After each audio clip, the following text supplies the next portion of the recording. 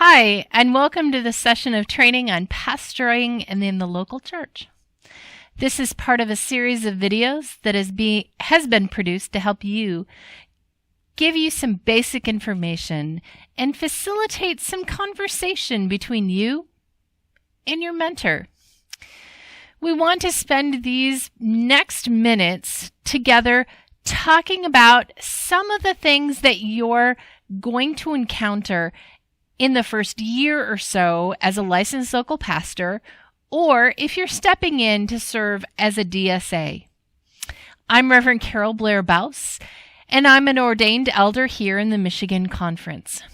Today, we're going to talk and spend these moments talking about what people find to be the most boring of topics, but if done right, can make your life much easier, and that is church administration. So we're first going to address the basic committees of the church conference, year-end reports. We're going to talk briefly about single board governance, church finances, ministry shares, and even touch base quickly on how to run a meeting. And last but not least, your relationship with the district superintendent and the District Committee on Ordained Ministry. So let's refresh our memory.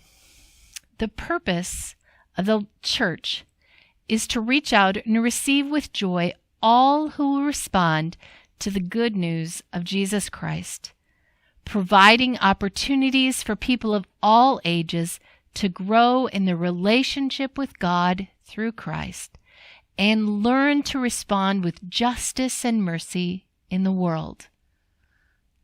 The church is organized by the calling of our annual church or charge conference. Now, in the Michigan Conference, we typically have an annual church conference. That's how we organize ourselves for another year. This is open to all members of the congregation and is led by our district superintendent or their designated elder. Occasionally, a charge conference is called, which is simply the elected members of the church council, and they will meet on behalf of the entire congregation.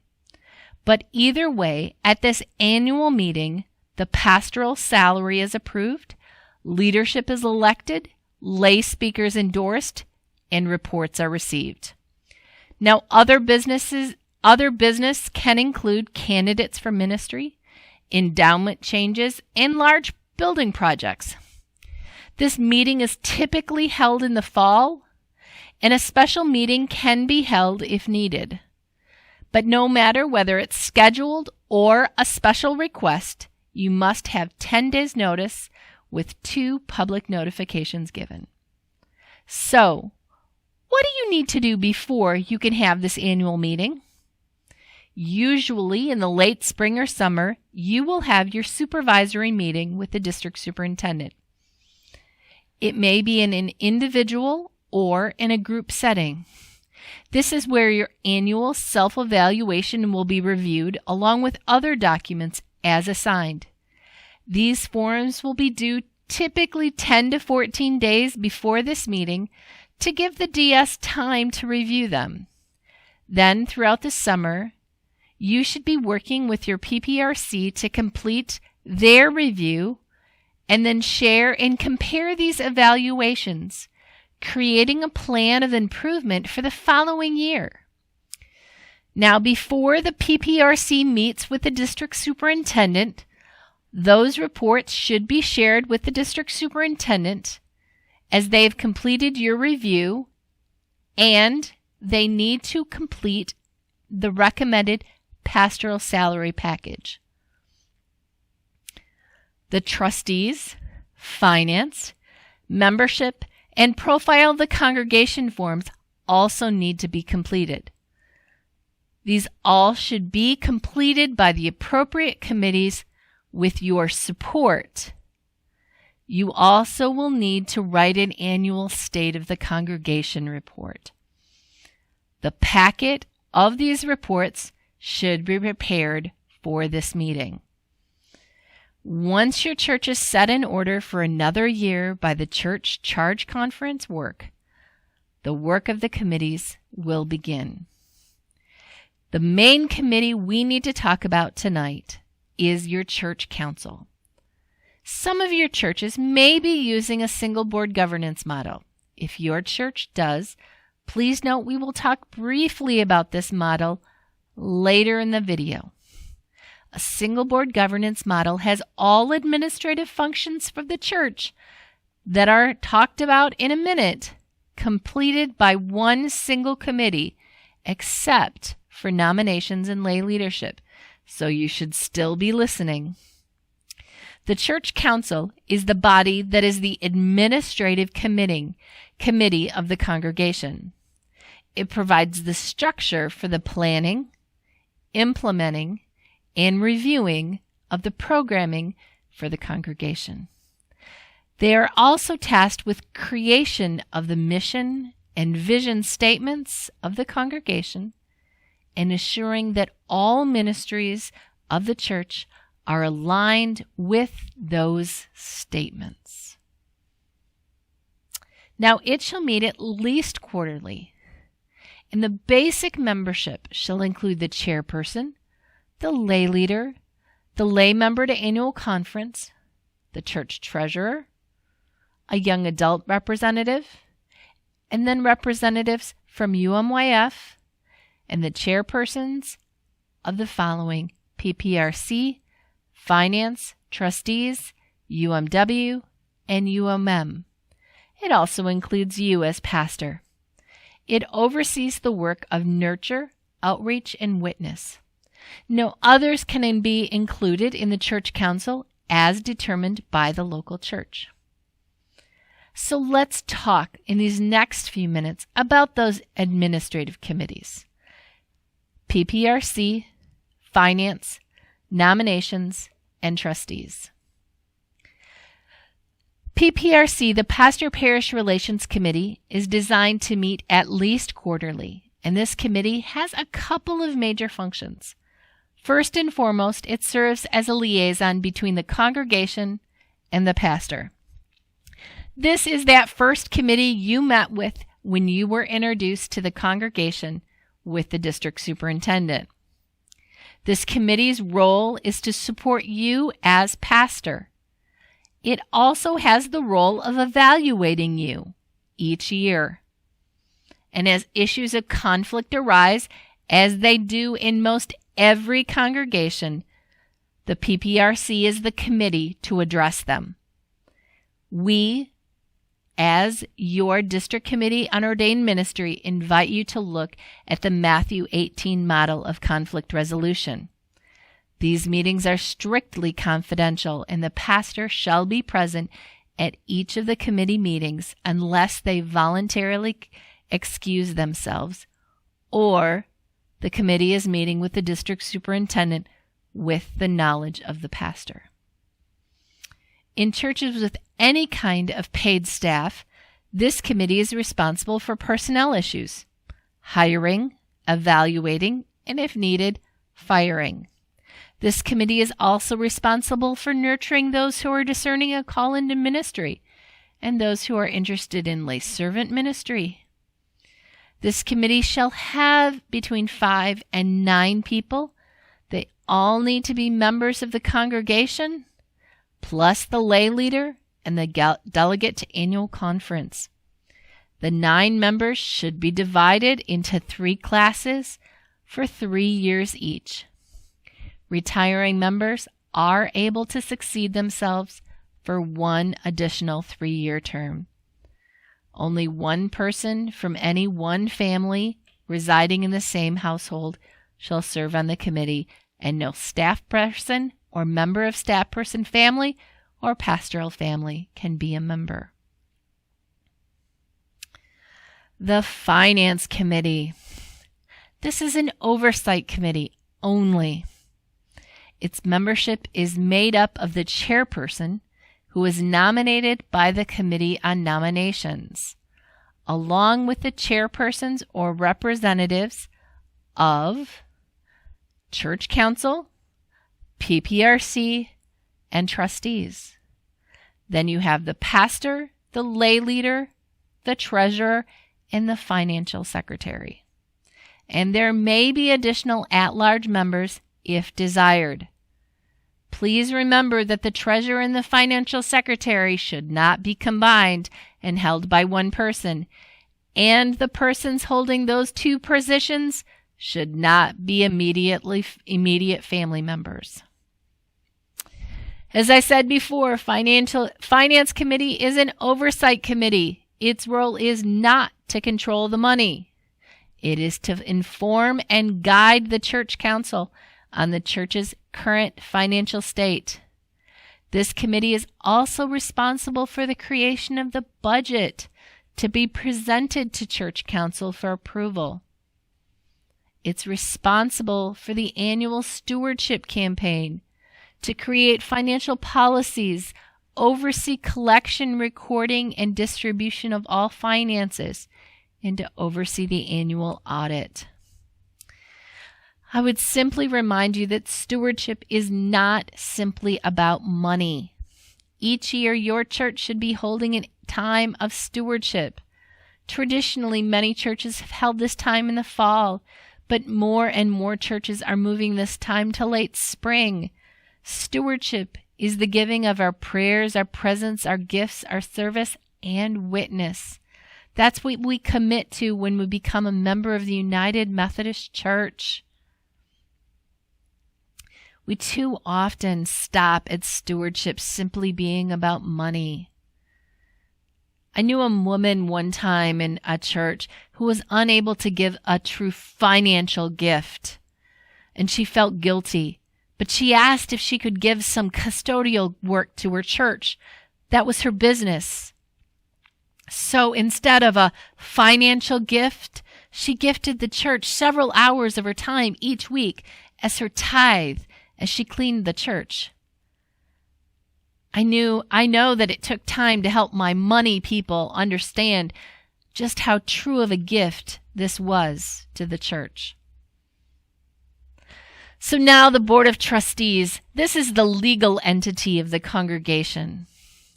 This is the corporate board of the church, which is responsible for signing any legal documents.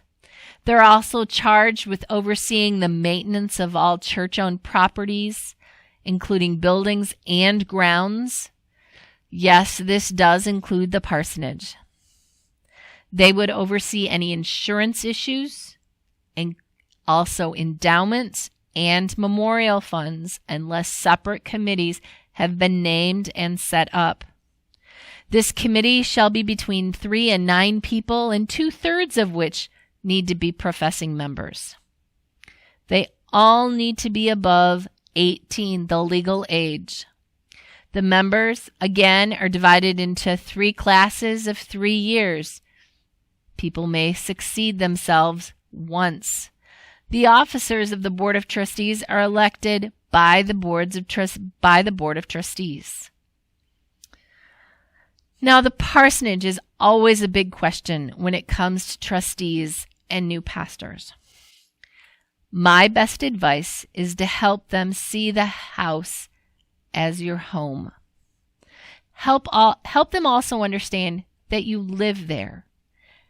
Yet find opportunities to invite people over if you're at all comfortable.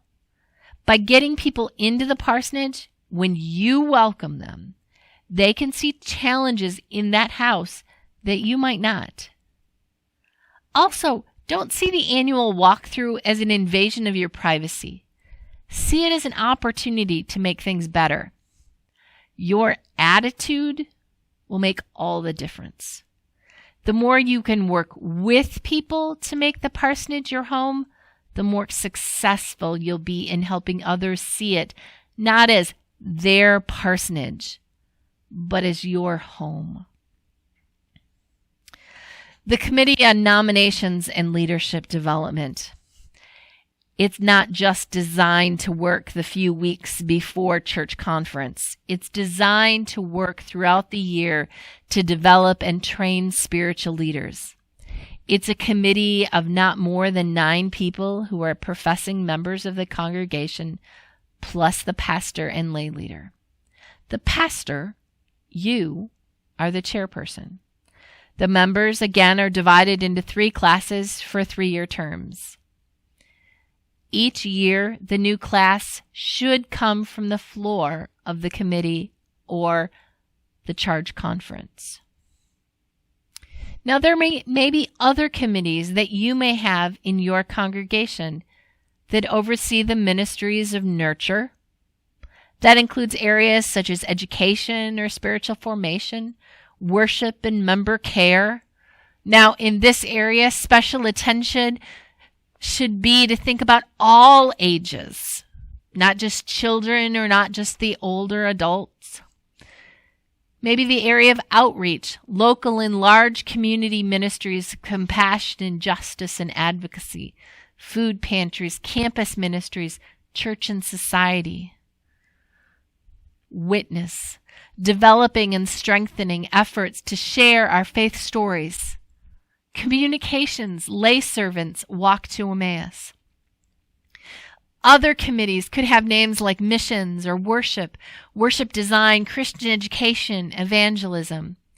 My best suggestion with all of these is that since they each function so differently in every church, simply sit down, listen, and try to understand what each currently does, how it desires to function, and how it can connect with the mission and ministry of that congregation. And if it's not aligned, how it can become aligned. Now, you should have United Methodist Women and a United Methodist Men's group. If you do and you don't understand how you should relate to these organizations, don't hesitate to contact the district office, and they can give you the current contact information for the district presidents of each of these organizations. But take my advice. The best way to connect is to go to a meeting or two, at least once a year, and let them know you care. Now, I said I would get to the single board governance model after the individual committees. Well, we're there. The single board governance model is a way that some churches have used to bring all of these committees to the table all at one time. The single board governance model is one in which the church council, PPRC, finance, and board of trustees are all held by the same 9 to 13 people. Now, this isn't just a structure for small churches. Many large churches are finding that this is a very effective and efficient way of doing business. The major difference in a single board governance model and a committee model is it moves away from a reporting and day-to-day oversight to an accountability leadership model. The board sets guiding principles, things like budgets, policies, and goals, but doesn't do day-to-day operations. Unlike the days when you had 9 members of trustees and they used to take care of every building issue, the 9 to 13 members of the single board governance are not going to do that. They'll set up a goal or the oversight, but they won't, as their role on the single board governance, do the day-to-day work. They'll create a task force to complete it. Same way with hiring. That might be the responsibility of the pastor or a small team, not the whole board, depending on how you have created your governing guidelines. If your church is working from a single board governance, make sure you've read and understand the governing guidelines that were established. A major pitfall and challenge with the single board governance is communication. Make sure you are constantly communicating with your whole congregation. Each church's governing guidelines will be slightly different, but some major common things are the same. A minimum of 9 people who are professing members of the congregation, plus the pastor and the lay leader and the lay delegate to annual conference. And these members should be divided into 3 classes, each for 3-year terms. Now, here are a few things to think about when running a meeting. Make sure you've touched base with your chairperson before your meeting. Not having a plan of attack and knowing what's coming makes everyone uncomfortable. Make sure you have a time of spiritual formation. Consider intentionally taking up to a quarter of your meeting in spiritual formation. This will help everyone understand how important it is for development. There will be pushback, but don't stop. It's vital for the development of the committee as a whole. Also, consider moving the treasurer's report, which tends to be at the beginning, to the end. When you start the meeting with a money report, especially in a difficult financial time, it can cloud every single decision. Also, have all reports submitted ahead of time with the expectation that people have read them. Don't spend time rehashing the past. Yet, always review and critically evaluate events. Don't assume to do everything the same as last year, or that you'll remember what happened. And spend time visioning every time you meet.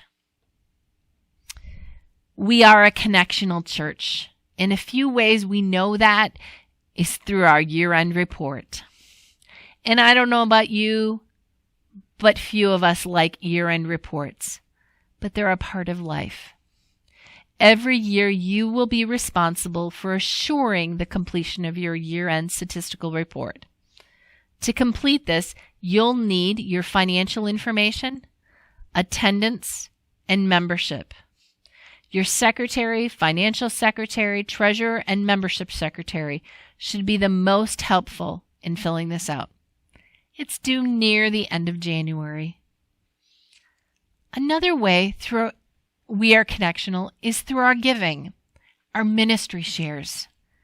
As part of the United Methodist Church, East Congregation is assigned a portion called a ministry share.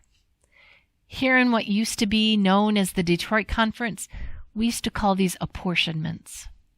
But ministry shares are the money used to cover the cost of ministry for the district, the conference, and the general church. These include such things as salaries, grants, building, programming, and support here in Michigan.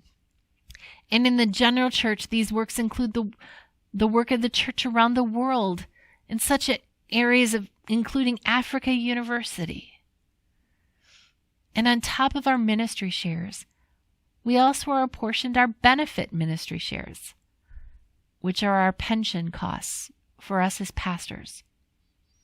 We also have special Sundays, 6 of them, along with other special giving opportunities.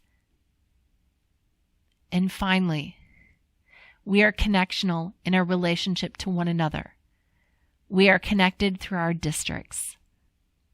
You need to understand that your district superintendent has the role as both your pastor and as your supervisor.